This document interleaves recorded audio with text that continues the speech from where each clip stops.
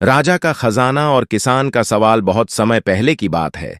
एक राज्य में राजा विक्रम सिंह का राज्य था। राजा बहुत बुद्धिमान और न्यायप्रिय था, लेकिन उसके जीवन का एक नियम था। वह किसी को भी बिना मेहनत के कुछ नहीं देता था। एक दिन राजा ने अपने दरबार में ऐलान किया, जो भी मेरे 3 सवालों के जवाब देगा, उसे मेरा आधा खजाना मिलेगा।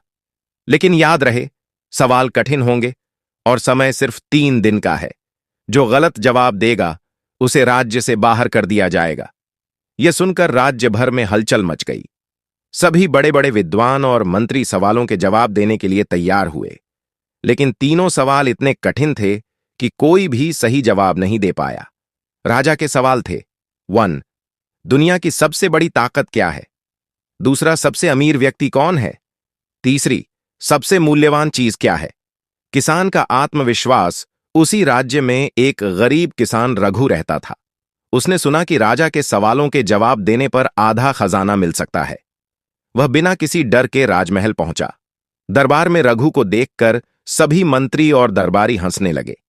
एक गरीब किसान राजा के कठिन सवालों का जवाब कैसे दे सकता है? राजा ने मुस्कुराते हुए पूछा, किसान, क्या तुम मेरे सवालों के जवाब देने के लिए तैयार हो? किसान ने विनम्रता से कहा, महाराज, जवाब देने की कोशिश करूंगा। अगर गलत हुआ तो आपकी सजा भी मंजूर है। किसान के जवाब। राजा ने पहला सवाल पूछा, दुनिया की सबसे बड़ी ताकत क्या है?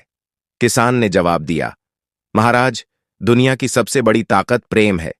प्रेम से दुश्मन दोस्त बन जाते हैं और नफरत से रिश्ते टूट जाते हैं।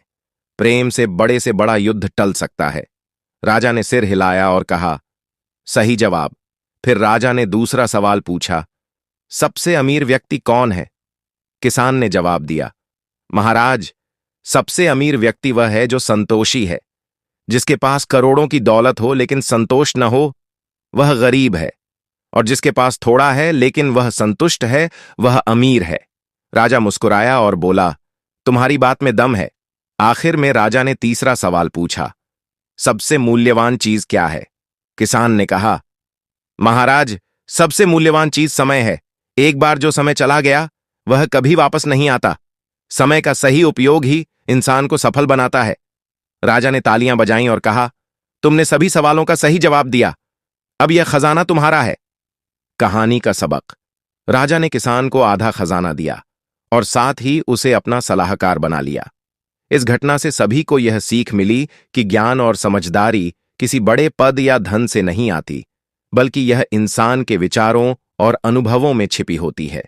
इस कहानी ने पूरे राज्य में एक मिसाल कायम कर दी कि सच्चा संतोष, प्रेम और समय का महत्व ही इंसान को महान बनाता है।